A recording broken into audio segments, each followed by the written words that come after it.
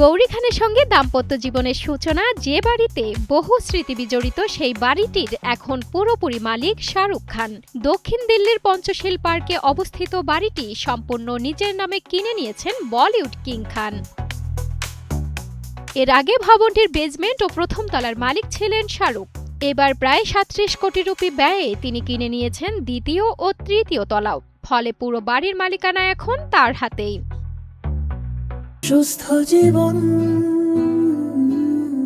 সুন্দর পৃথিবী। প্রায় ১,২০০ বর্গ কিলোমিটার জমির উপর নির্মিত বাড়িটি দক্ষিণ দিল্লির অন্যতম অভিজাত আবাসিক এলাকায় অবস্থিত। তবে এই বাড়ির মূল্য শুধু আর্থিক নয়, শাহরুখ ও গৌরীর ব্যক্তিগত জীবনের অসংখ্য স্মৃতিও জড়িয়ে আছে এর সঙ্গে।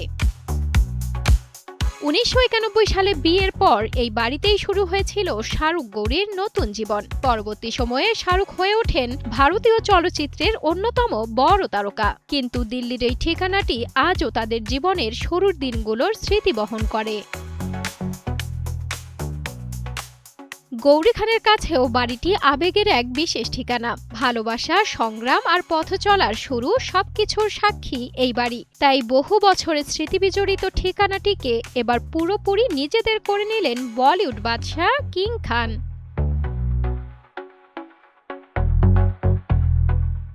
সঞ্জনা সাথী, কালের কণ্ঠ।